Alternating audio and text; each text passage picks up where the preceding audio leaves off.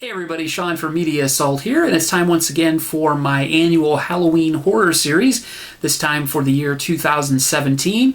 And if you're not familiar with my horror series, what I do is every October I review 4 horror films, and they are usually films that I've never seen before. I try to expose myself to something a little different, maybe that I wouldn't watch normally, or something that just appears on my radar sometime around the beginning of October, and I decide to review it for the month.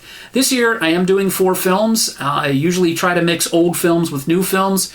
This year, I've got a movie from the 60s, a movie from the 80s, and 2 movies from the last couple of years.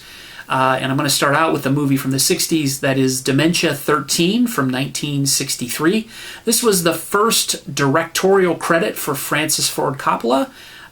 You may know him as the director of The Godfather Part 2, Tucker, some other things, Apocalypse Now.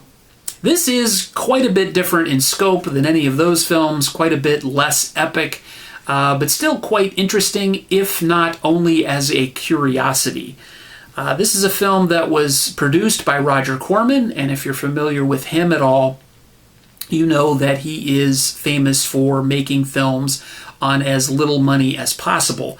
He actually told Francis Ford Coppola that he could make this film if he shot around the schedule and using the sets for another film called The Young Racers, and if he could make the film with the same props and set and whatnot, he could go ahead and make this movie. And he did it, and he filmed it in 9 days, which is kind of a testament to how quickly this production was put together.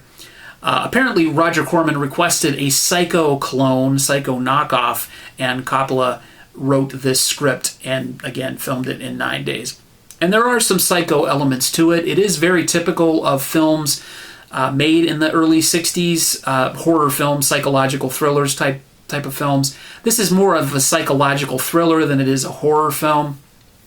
But it does have some definite horror elements to it. I'll give you a real basic rundown on the plot. I don't want to give too much away because there's not a lot here to give away. It's a pretty threadbare plot, pretty easy to follow.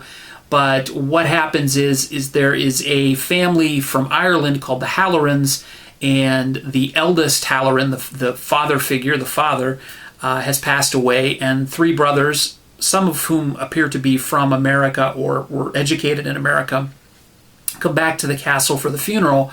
And we're also introduced to this yearly ritual that the mother puts on every year to memorialize the passing of her daughter, who died some years ago in an accident. She drowned in a pond. Also tied into this is the fact that the eldest brother, John, has a wife named Louise who is not exactly getting along with him too well.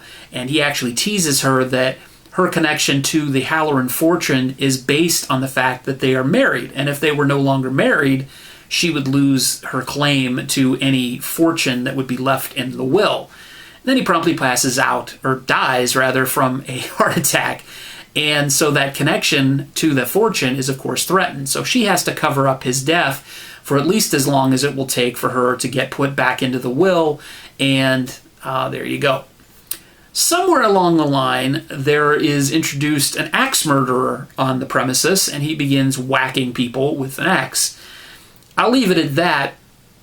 This is a fairly short film. It's only 1 hour and 15 minutes long. It's fairly tidy in its wrap-up.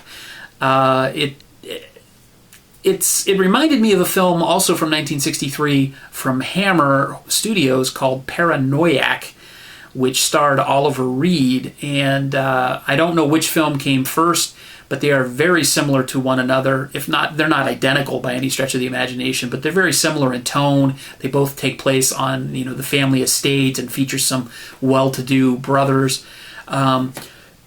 Excuse me.